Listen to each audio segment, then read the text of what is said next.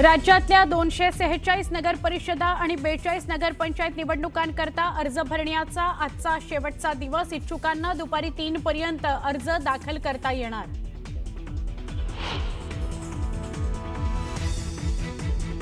सोलापूरच्या मोहोळमधील अनर या नगरपंचायतीत राजकीय नाट्य। भाजप नेते राजन पाटील उमेदवारी अर्ज भरू न देत असल्याचा राष्ट्रवादी काँग्रेसच्या उमेदवार उज्ज्वल थिटेंचा आरोप। उज्ज्वला थिटे थेट पोलीस संरक्षणात उमेदवारी अर्ज भरण्याकरता दाखल।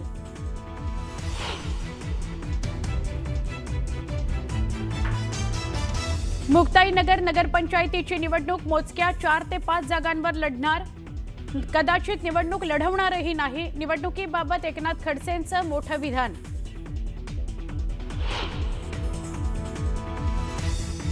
पुण्यातील जमीन गैरव्यवहार प्रकरणात चौकशी समिती अहवाल सादर करणार। चौकशी समितीच्या अहवालात कुणावर ठपका पडणार याकडे नजरा।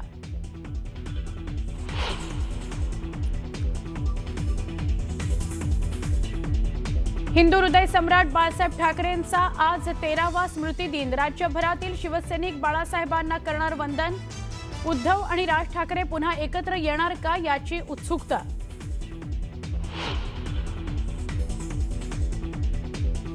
बाळासाहेब ठाकरे कला दालनाचं उपमुख्यमंत्री शिंदे यांच्या हस्ते उद्घाटन। तर बाळासाहेबांच्या राष्ट्रीय स्मारकाच्या न्यास अध्यक्षपदी उद्धव ठाकरेंची निवड।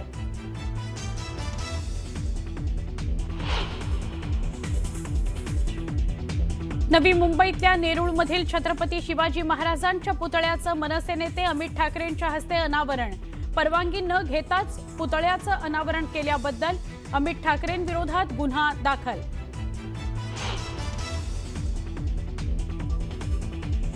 गॅसची पाईपलाईन खराब झाल्यानं मुंबई आणि नवी मुंबई ठाण्यात सीएनजी पुरवठ्यावर मोठा परिणाम। सीएनजी उपलब्ध नसल्यानं ओला उबरच्या सेवांवर ताण। पेट्रोल पंपावर लांबच लांब रांगा।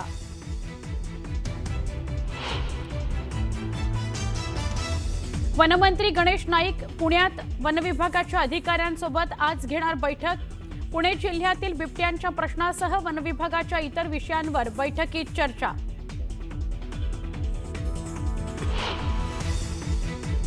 आणि संजीवन समाधी सोहळ्यानिमित्त लाखो भाविक पुण्याच्या आळंदीत दाखल।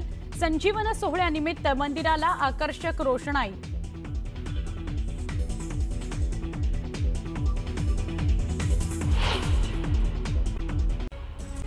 कराड नगरपालिकेच्या नगराध्यक्षपदासाठी शिवसेनेकडून माजी उपनगराध्यक्ष राजेंद्र सिंग यादव यांना तर भाजपकडून अतुल शिंदे यांना उमेदवारी अर्ज दाखल करण्यात आला।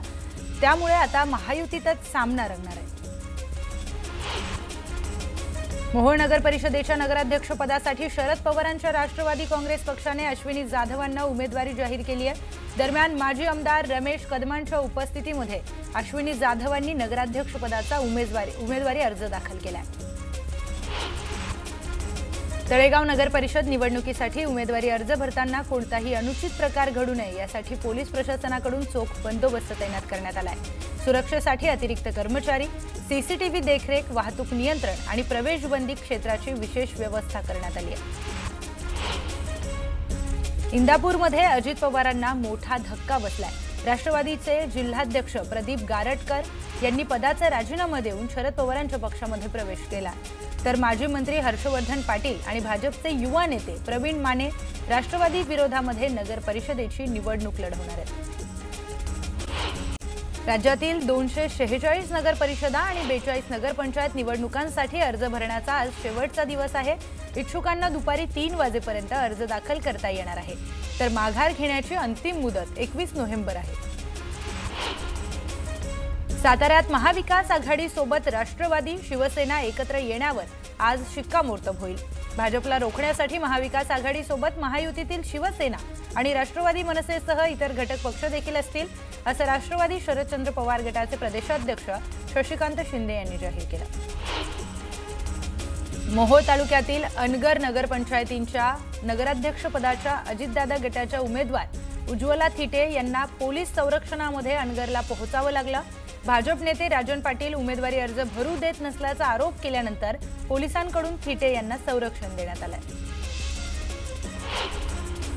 जळगाव जिल्ह्यात पालिका निवडणुकीच्या पार्श्वभूमीवर 50 भरारी पथकं आणि 61 चेकपोस्ट तयार करण्यात आले आहेत। निवडणुकीतील गैरप्रकारांवर लक्ष ठेवण्यासाठी प्रशासनाकडून पथकांची नियुक्ती केली आहे। पोलिसांकडून वाहनांची कसून चौकशी केली जाते। जळगाव जिल्ह्यातील 18 नगरपालिकांसाठी होणाऱ्या नगरपंचायतीच्या निवडणुकीत उमेदवारी अर्ज दाखल करण्याचा आज अंतिम दिवस आहे। त्यामुळे संपूर्ण जिल्ह्यातील राजकीय हालचालींना मोठा वेग आलाय। सत्ताधाऱ्यांपासून विरोधकांपर्यंत तसेच विविध पक्षांच्या स्थानिक कार्यकर्त्यांमध्ये प्रचंड धावपळ सुरू आहे। अमरावती जिल्ह्यातील 10 नगरपालिका आणि 2 नगरपंचायतींसाठी निवडणूक होणार आहे। भाजपकडून नगराध्यक्षपदाच्या 12 उमेदवारांची यादी जाहीर करण्यात आली आहे। भाजप नेत्यांच्या कुटुंबियांना प्राधान्य देण्यात आले।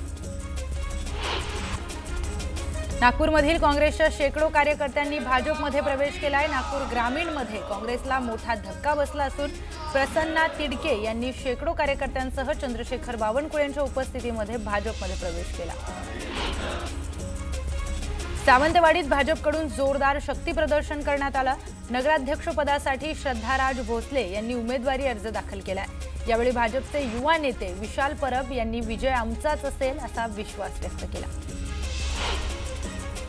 दौंडमध्ये राष्ट्रवादी शरदचंद्र पवार पक्षाला खिंडार पडले। भाजप आमदार राहुल कुल यांनी डावपेच आखायला सुरुवात केली आहे। डॉक्टर भरत खळदकर यांच्यासह अनेक कार्यकर्त्यांनी भाजपमध्ये प्रवेश केलाय। त्यामुळे आता दौंड तालुक्यामध्ये भाजपची ताकद वाढणार आहे। पालघरच्या गडचिंचले साधू हत्याकांड प्रकरणामध्ये मुख्य आरोपी म्हणून भाजपनेच आरोप केलेले राष्ट्रवादी शरदचंद्र पवार पक्षाचे नेते काशीनाथ चौधरी यांनी भाजपमध्ये प्रवेश केला। काशीनाथ चौधरी यांच्यासोबत 3000 पेक्षा जास्त कार्यकर्त्यांनी भाजपमध्ये प्रवेश केला। सांगलीतील ईश्वरपूर नगर परिषद मकोका लागलेल्या लोकांच्या हातात देऊ नका अशी टीका जयंत पाटलांनी केली आहे। ईश्वरपूर नगर परिषद निवडणुकीच्या प्रचार सभेत जयंत पाटलांनी हे विधान करत महायुतीवर निशाणा साधलाय। तळेगाव दाभाडे नगर परिषद निवडणुकीची रंगत शिगेला पोहोचली आहे। उमेदवारी अर्ज दाखल करण्याच्या अंतिम टप्प्यामध्ये एकूण 36 उमेदवारी अर्ज दाखल करण्यात आले। यामध्ये 12 महिला उमेदवारांचा समावेश आहे। सिन्नरमधील मंत्री माणिकराव कोकाटेंचे समर्थक माजी उपनगराध्यक्ष नामदेव लोंढे यांनी शिवसेनेमध्ये प्रवेश केलाय। शिवसेनेमध्ये प्रवेश करताच एबी फॉर्म देत नगराध्यक्षपदाचा उमेदवार म्हणून नामदेव लोंढे यांच्या नावाची घोषणा करण्यात आली। सावदा नगरपालिका निवडणुकीसाठी आतापर्यंत नगरसेवक पदासाठी 75 उमेदवारी अर्ज हे दाखल झालेत, तर नगराध्यक्षपदासाठी 7 उमेदवारी अर्ज दाखल करण्यात आले। लोणावळा नगर परिषद निवडणुकीमध्ये नगराध्यक्षपदासाठी चुरस वाढली असून राष्ट्रवादी काँग्रेसचे राजेंद्र सोनवणे आणि भारतीय जनता पार्टीचे गिरीश कांबळे यांच्यामध्ये थेट सामना होणार आहे। दोन्ही पक्षांनी आपल्या उमेदवारांवर विश्वास ठेवत निवडणूक रणशिंगण फुंकलाय, तर भाजपकडून निवडणुकीच्या रिंगणामध्ये 22 उमेदवारांना उतरवण्यात आले।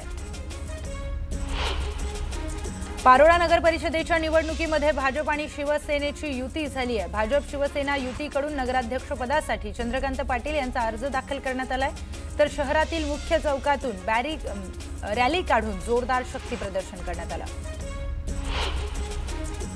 जव्हार नगर परिषदेच्या नगराध्यक्षपदासाठी 3 उमेदवारी अर्ज दाखल झाले, तर 10 प्रभागातील 20 सदस्यांसाठी 73 उमेदवारी अर्ज दाखल करण्यात आले।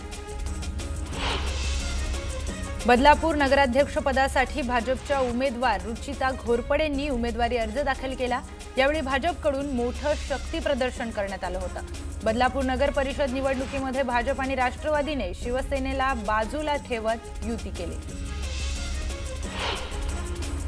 तळेगाव नगर परिषद निवडणुकीचा अर्ज भरण्यासाठी राष्ट्रवादी काँग्रेस आणि भाजप उमेदवारांसह त्यांच्या समर्थकांनी मोठी गर्दी केली होती। यावेळी उत्साही कार्यकर्त्यांनी हलगीच्या तालावर जल्लोष करत उमेदवारांचं स्वागत केलं। पुण्यात वन विभागाच्या अधिकाऱ्यांची गणेश नाईक बैठक घेणार आहे। पुणे जिल्ह्यातील वन विभागाच्या विषयांच्या संदर्भामध्ये गणेश नाईक अधिकाऱ्यांची बैठक घेत संवाद साधतील। पुणे जिल्ह्यातील अनेक ठिकाणी बिबट्यांचा वावर वाढलाय, यासह वन विभागाच्या इतर विषयांवर बैठक पार पडणार आहे। देहू रोडच्या मामुर्डी गावातील शेतकरी हवालदिल झाले असून देहू रोड कॅन्टोन्मेंट बोर्डाच्या आरोग्य विभागाने निर्मिती केलेल्या गटारीच्या पाण्याने शेती उजाड झाली आहे। त्यामुळे शेतकऱ्यांचं प्रचंड नुकसान होत आहे। प्रशासनाने वेळीच जागा होऊन तातडीने उपाययोजना करण्याची मागणी केली जाते। भाजपचे दिवंगत आमदार शिवाजी कर्डिले यांच्या निधनामुळे रिक्त झालेल्या अहिल्यानगर जिल्हा मध्यवर्ती सहकारी बँकेच्या अध्यक्ष निवडीसाठी 24 नोव्हेंबर रोजी संचालक मंडळाची सभा होणार आहे। जिल्हा बँकेमध्ये राष्ट्रवादी अजित पवार गटाचं पारडं जड आहे, त्यामुळे राष्ट्रवादी अध्यक्षपदावर दावा करू शकते। छत्रपती संभाजीनगरमधील सिडको बस स्थानकामध्ये चोरट्यांचा सुळसुळाट वाढलाय। बिनावाहक तिकिटांच्या रांगेमध्ये उभ्या प्रवाशांचे पाकिट आणि मोबाईल चोरून गायब करण्याच्या घटना वारंवार घडतात। हातगाड्यांवर चिवडा असेल, पाण्याच्या बाटलींची विक्री, त्याचबरोबर गांजा दारूचे अवैध व्यवहार देखील सुरू असल्याचा गुन्हेगारींना चालना मिळते असा आरोप नागरिकांनी केलाय। छत्रपती संभाजीनगरच्या बँक कर्मचाऱ्याला 25 लाखांना टोळीला 24 तासांमध्ये जेरबंद करण्यात आलाय। पोलिसांच्या स्थानिक गुन्हे शाखेने ही कारवाई करत 31 लाखांचा मुद्देमाल जप्त केलाय। मुळशी तालुक्यातील नेर येथे एक्सबिरिया सोसायटीच्या कुंपणालगत दिवसाढवळ्या बिबट्याचा वावर पाहायला मिळाला। घराजवळ बिबट्या दिसल्यामुळे नागरिकांमध्ये भीतीचं वातावरण पसरलंय।